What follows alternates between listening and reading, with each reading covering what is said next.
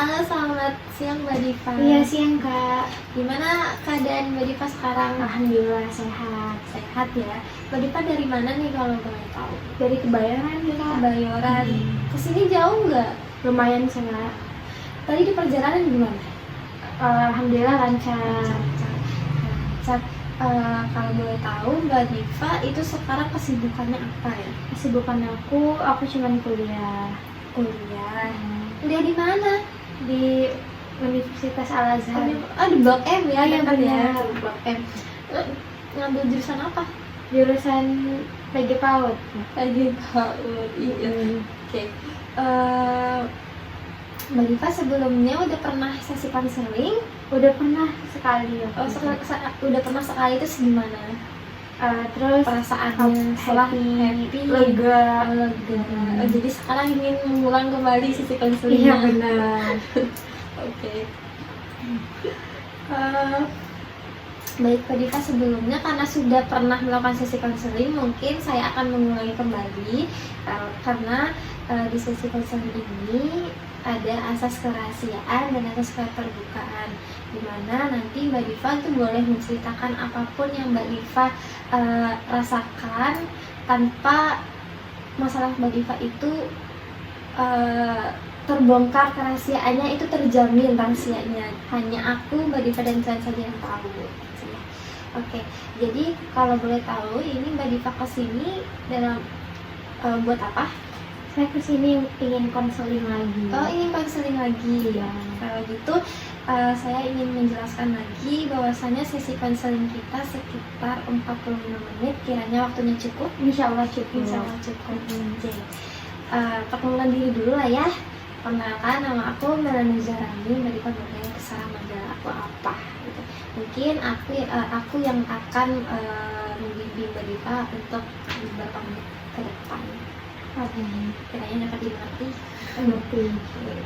Bisa kita mulai konselingnya? Bisa. Oke, Mbak Diva, boleh diceritakan apa yang sedang Mbak Diva pikirkan atau yang menjadi satu masalah bagi Mbak Diva? Aku mulai cerita dari sebenarnya akhir-akhir ini aku ngerasa gelisah dengan diri aku sendiri. Gelisah Ya, kalau boleh tahu gelisahnya kenapa ya? aku gelisah karena mikir nanti aku ke depannya kayak gimana ya kan gitu. Kedepannya seperti apa? Ya, seperti apa? Kalau aku boleh tahu ke depan seperti apa itu Mbak Diva memikirkan apa? Apakah aku nanti bakalan jadi orang atau enggak ya gitu bahasa kasarnya. Kalau Mbak Diva sekarang itu mikirnya seperti apa sih? Kenapa ada terlintas pikiran seperti itu? Karena akhir-akhir ini dengan perkuliahanku, apalagi memasuki semester 4 dan aku minggu besok mau UAS kan Kak. Terus aku juga ngerasa ada kemalasan untuk kuliah. Tapi di satu sisi aku punya tanggung jawab dan orang tuaku punya harapan terhadap diriku. Oke, jadi ada rasa cemas akan menghadapi masa depan dan ada tanggung jawab untuk orang tua ya. Iya. Mbak Diva, sekarang aku nanya bagaimana Mbak Diva dalam menghadapi situasi tersebut, situasi cemas tersebut, bagaimana Mbak Diva menghadapinya? Biasanya kalau menghadapi kalau saya lagi cemas gitu, paling saya cuman diam di kosan, atau nanti kalau udah capek diam di kosan itu saya keluar ke sama teman-teman saya ngopi Keluar gitu, healing lah ya. Healing. Oke, sekarang aku mau nanya dari 1 sampai 10 itu rasa cemasnya Mbak Diva itu berapa? 6 sih Kak. 6.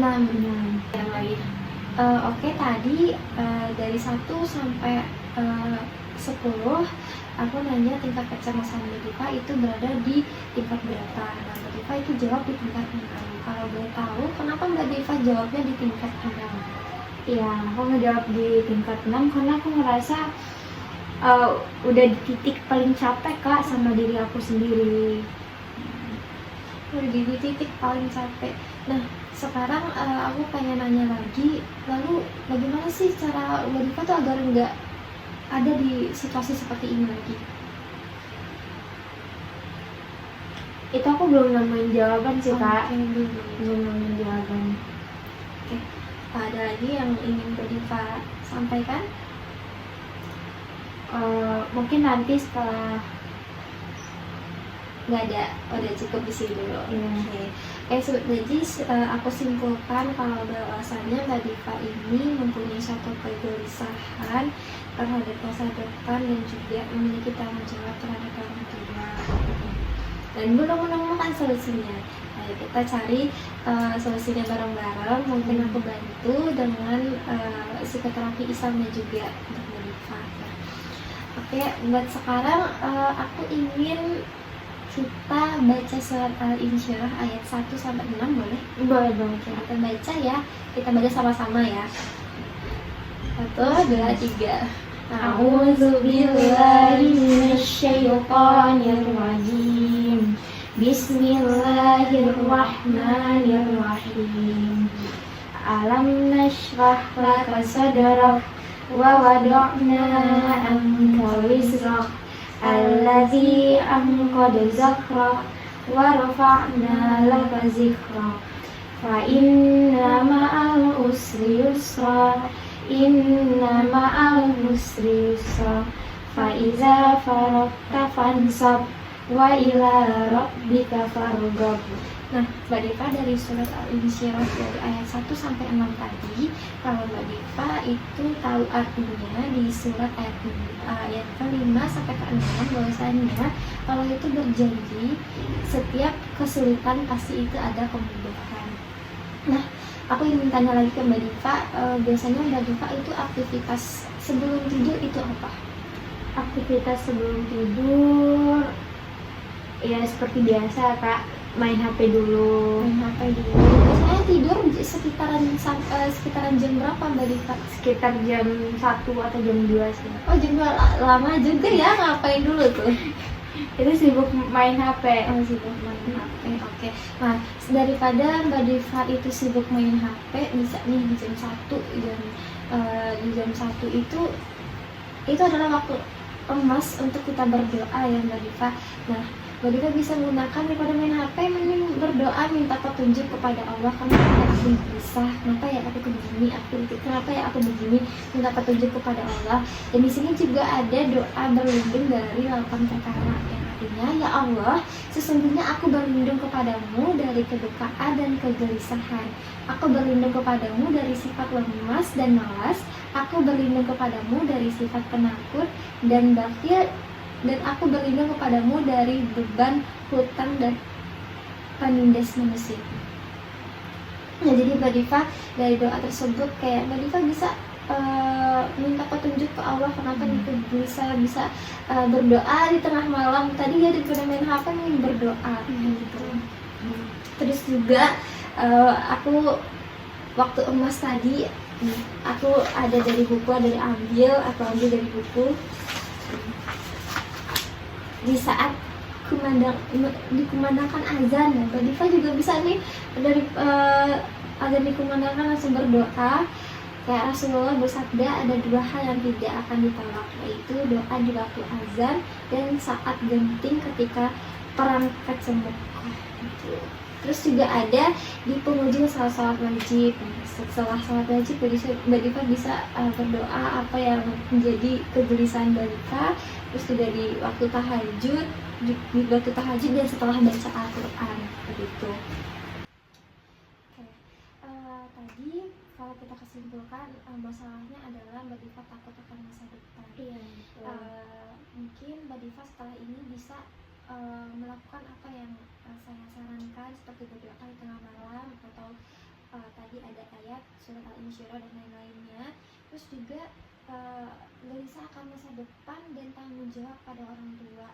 Mbak Diva itu nggak usah takut akan masa depan, karena semuanya itu sudah diatur sama Allah. Tergantung bagaimana kita untuk menjalankannya. Yang nama tanggung jawab sama orang tua kita harus ngasih yang terbaik kepada orang tua, apalagi Mbak Diva kuliah yang otomatis itu biayanya bukan biaya yang cukup sedikit. Nah, tugas kita sebagai anak adalah cuma memberikan nilai yang terbaik aja kepada orang tua, itu sudah masuk tanggung jawab kita gitu loh. Kita kuliah itu tanggung jawab kita adalah memberikan yang terbaik kepada orang tua. Jadi menurut aku semoga Mbak Diva ini setelah melaksanakan apa yang aku berikan itu gelisahnya berkurang, dan nikmati prosesnya, nggak perlu takut masa depan karena sudah ada yang ngatur. Kiranya dapat dipahami. Dapat, insya Allah. Ada lagi? Tadi mengenai harus ngasih nilai yang terbaik kepada orang tua ya kak. Itu akhir-akhir ini kan aku, yang tadi aku bilang aku merasa malas gitu dengan perkuliahanku. Nah aku tuh bingung kenapa aku bisa malas gitu lah, padahal aku sendiri tahu orang tua aku berharap cuma ke aku doang. Nah jadi ada yang bilang memberikan nilai yang terbaik kepada orang tua. Nah di situ tuh aku kayak ngerasa aku belum ngasih yang terbaik tuh buat orang tua aku, karena aku juga ngerasa aku malas-malasan untuk kuliah dan gak memikirkan yang lain.